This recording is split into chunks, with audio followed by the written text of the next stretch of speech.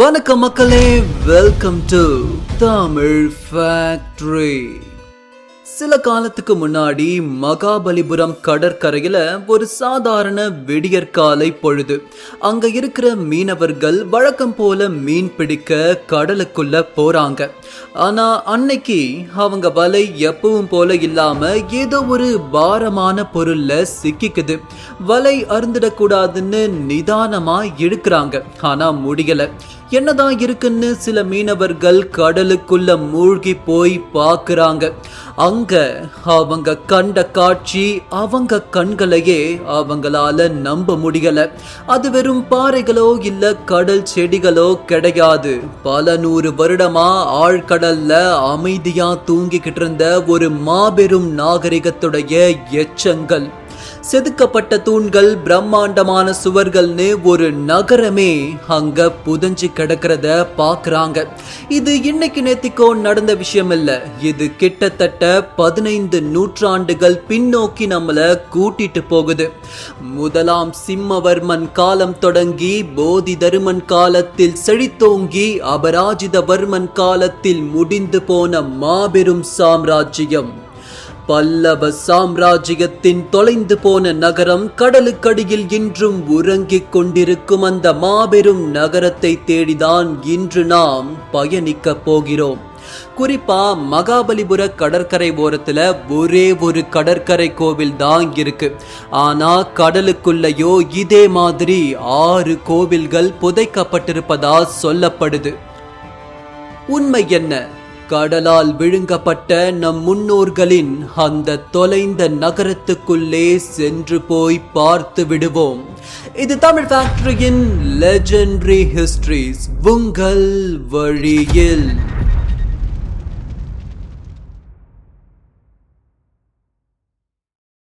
மகாபலிபுரம் அப்படின்னு சொன்ன உடனே நம்ம எல்லோருக்கும் பல்லவ மன்னர்களுடைய அந்த அற்புதமான கட்டிட கலைகளும் சிற்ப வேலைப்பாடுகளும் குடவரை கோவில்களும் தான் ஞாபகத்துக்கு வரும்.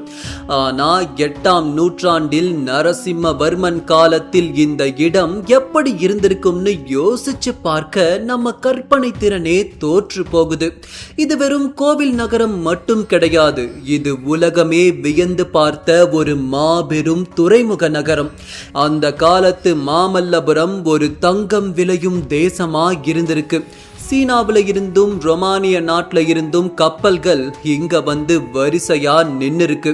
இங்க கிடைச்ச ரொமானிய நாணயங்களே அதுக்கு ஒரு பெரிய சாட்சி. அந்த துறைமுகத்துல நின்ன கப்பல்கள் எல்லாம் எவ்வளவு பாரத்தோடு இருந்துச்சுன்னு தெரியுமா? 8ஆம் நூற்றாண்டுல வாழ்ந்த திருமங்கையாழ்வார் இத அழகா வர்ணிக்கிறாரு. கடல் மல்லை அப்படின்னு இந்த இடத்த குறிப்பிட்டு அங்க நிக்கிற கப்பல்கள் எல்லாம் வைரம், வைடூரியம், முத்துக்கள்னு 9 வகை ரத்தினங்களாலும் பெரிய பெரிய யானைகளாலும் நிரம்பி வழிந்ததாகவும் அந்த பாரத்தால கப்பல்கள் தள்ளாடுவதாகவும் பாடியிருக்காரு. தமிழர்களுடைய கட்டிடக்கலைக்கு ஒரு மணி மகுடமா இந்த நகரம் விளங்குச்சு. பாறைகளை அப்படியே சிலைகளா மாத்திர அந்த வித்தை உலகத்துல வேற எந்த நாகரிகமும் இவ்வளவு நேர்த்தியா செஞ்சது கிடையாது. நரசிம்மவர்மன் படைத்த இந்த மாபெரும் நகரத்துடைய கடற்கரை எச்சங்களை பார்த்தே உலகம் இன்னைக்கு வியக்குது. இத பார்க்கும் ஒவ்வொரு தமிழர்களுக்கும் ஒரு இனம் புரியா பெருமையும் கர்வமும் உண்டாவது இயல்புதான். ஆனா இதையும் தாண்டி கடலுக்குள்ள நாம கற்பனை பண்ண முடியாத ஒரு விஷயம் ஒளிஞ்சிருக்கு. அதுதான் கடலுக்குள் மூழ்கிய அந்த 6 கோவில்கள். இத வெளிநாட்டு ஆராய்ச்சியாளர்கள் 7 பகோடாஸ் அப்படின்னு அழைக்கிறாங்க. 7 பகோடாஸ் அப்படிங்கிற பெயர் எப்படி வந்துச்சுன்னு பார்த்தா, முன்னாடி காலத்துல வெளிநாட்டு மாலுமிகள் கடல்ல வர்றப்போ தூரத்துல இருந்து பாக்குறப்போ அவங்களுக்கு 7 பிரம்மாண்டமான கோபுரங்கள் தெரிஞ்சிருக்கு. அதுல ஒண்ணுதான் இப்ப நாம பாக்குற கடற்கரை கோவில்.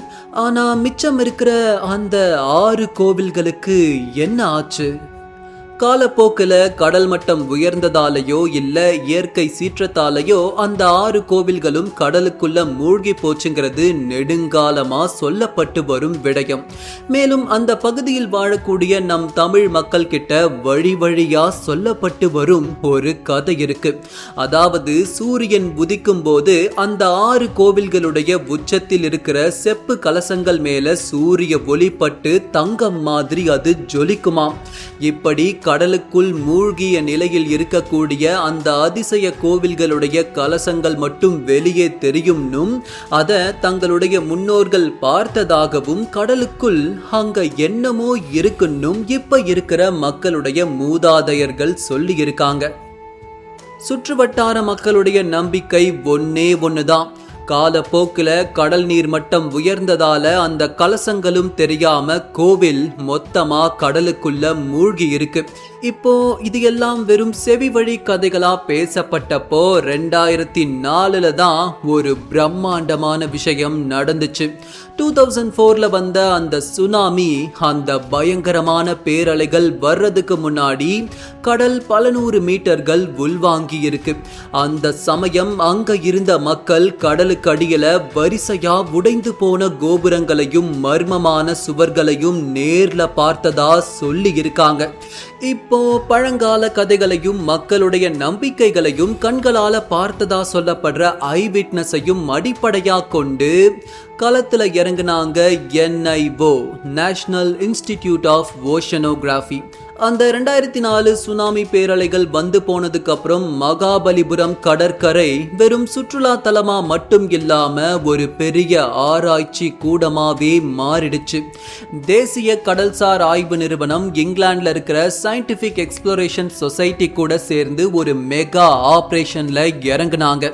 கிட்டத்தட்ட 124 முறை கடலுக்கு அடியில டைவிங் செஞ்சு 108 மணி நேரம் ஆழ்கடல்ல தேடுதல் வேட்டைய நடத்தினாங்க.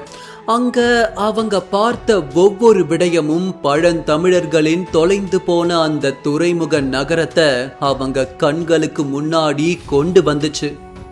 கடலுக்கு அடியில 6 மீட்டர்ல இருந்து 15 மீட்டர் ஆழம் வரைக்கும் அவங்க தேடினப்போ 5 முக்கியமான இடங்களை அவங்க பாயிண்ட் அவுட் பண்ணாங்க.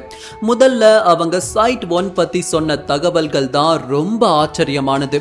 நம்ம மகாபலிபுரம் கடற்கரை கோவில்ல இருந்து சரியா 700 மீட்டர் தள்ளி கடலுக்குள்ள 6 மீட்டர் ஆழத்துல ஒரு பிரம்மாண்டமான கட்டிடம் சிதிலமடைஞ்சு கிடைக்குது. அதோடைய பரப்பளவு மட்டும் 75 மீட்டர் நீளமும் 35 மீட்டர் அகலமும் இருக்கு. யோசிச்சு பாருங்க, கடலுக்கு அடியில ஒரு கால்பந்து மைதானம் அளவுக்கு ஒரு கட்டமைப்பு இருக்குன்னா அது எவ்வளவு பெருசா இருந்திருக்கும். அந்த மாபெரும் நகரத்துடைய அரண்மனையா கூட அது இருந்திருக்கலாம். அங்க வரிசையா வடக்கு தெற்கு திசையில நீண்ட சுவர்கள் இருக்கு. அதுலயும் சில சுவர்கள் 25 மீட்டர் நீளம் வரைக்கும் போகுது. அங்க இருந்த கற்களை எடுத்து பார்த்தப்போ அதுல உளி கொண்டு செதுக்கப்பட்ட அடையாளங்கள், அதாவது சிசிலிங் மார்க்ஸ் தெளிவா தெரிஞ்சது. அது மட்டும் இல்லாம 2 கற்களை ஒன்னா இணைக்க பயன்படுத்துற அந்த ஜாயினரி ப்ரொஜெக்ஷன்ஸ், அதாவது பூட்டுமுறை செதுக்கல்கள் அங்க இருந்திருக்கு. இது எதை காட்டுதுன்னா, நம்ம தமிழர்கள் அந்த காலத்திலேயே கடலுக்கு பக்கத்துல கட்டுற கட்டிடங்கள் எவ்வளவு ஸ்ட்ராங்கா இருக்கணும்னு பிளான் பண்ணி கட்டியிருக்காங்க. இந்த மாதிரி லாக்கிங் மெக்கானிசம், அதாவது பூட்டுமுறை இணைப்புகள் பழந்தமிழர்களுடைய தனித்துவமான கட்டிடக்கலை. அது மட்டும் இல்லாம அங்க ஒரு பெரிய பிளாட்ஃபார்ம் மாதிரி சமதளம் இருந்திருக்கு. அதுக்கு மேல ஏறி போறதுக்கு படிக்கட்டுகள் அமைக்கப்பட்டிருக்கு. இதையெல்லாம் பார்த்து ஆராய்ச்சியாளர்களுக்கு வார்த்தையே வரல. இது வெறும் கல் குவியல்கள் கிடையாது, இது பிரம்மாண்டமான நகர வளாகமா இருந்திருக்கணுங்கிறது அவங்களுடைய கணிப்பு. அடுத்ததான் சைட் 2 மற்றும் சைட் 3 பகுதிகள். சைட் 2ல கிட்டத்தட்ட 50 மீட்டர் நீளத்துக்கு ஒரு பெரிய சுவர் இருக்கிறத இவங்க மேப் பண்ணி இருக்காங்க. அந்த சுவருடைய அகலமே 0.6 மீட்டர்ஸ். அடிக்கு மாத்தி பார்த்தா 2 அடிக்கும் மேல. 2 அடிக்கும் மேல அகலம் கொண்டு உருவாக்கப்பட்ட ஒரு சுவர் அமைப்பு எதை பாதுகாக்க இவ்வளவு கனமா உருவாக்கப்பட்டிருக்கும். ஆனா இதை விட ஹைலைட் ஆன விஷயம் சைட் 3ல தான் இருக்கு. அங்க 100 சதுர மீட்டர் அளவுக்கு ஒரு பெரிய பாறை இருக்கு.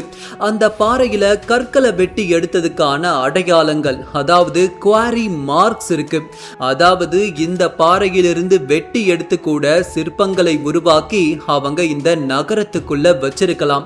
இதை பயன்படுத்தி கோவில்களையும் கட்டி இருக்கலாம்.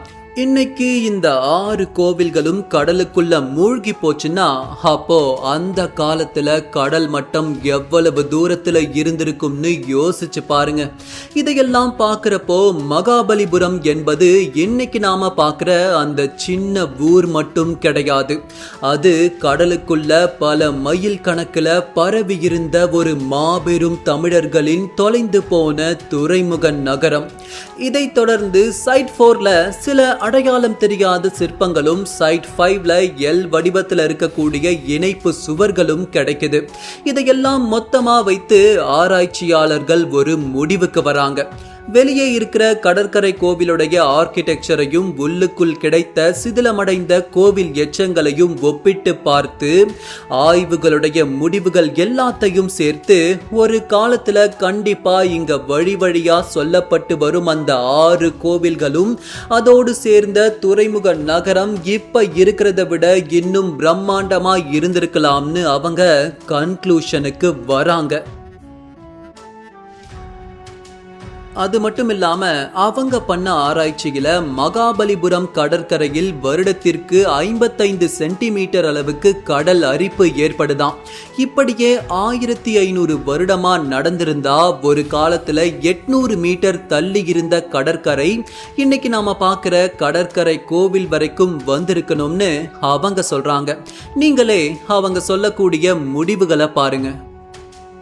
These structures may be remains of huge complexes or the temples of 7 pagodas. As Pallavas encouraged the temple architecture at Mahabalipuram during 8th century AD, these structures may be assigned to the belonging to the same period. ஆக அவங்க சொல்வது படியே இது கிட்டத்தட்ட 1200 வருடங்களுக்கு முன்னாடி உருவாக்கப்பட்டு காலத்தால் கடலில் மூழ்கடிக்கப்பட்ட பழந்தமிழர்களின் ஒரு பொன் நகரம் என்பதில் எந்த சந்தேகமும் இல்லை. அந்த காலத்துல இருந்த ஒரு பெரிய துறைமுக நகரத்தையே கடல் மெதுவா அரிச்சு தன் வசப்படுத்தி இருக்கு. இந்த நகரம் பல்லவர்கள் காலத்துல, அதாவது 1500 வருடங்களுக்கு முன்னாடி எவ்வளவு கம்பீரமா இருந்திருக்கும்.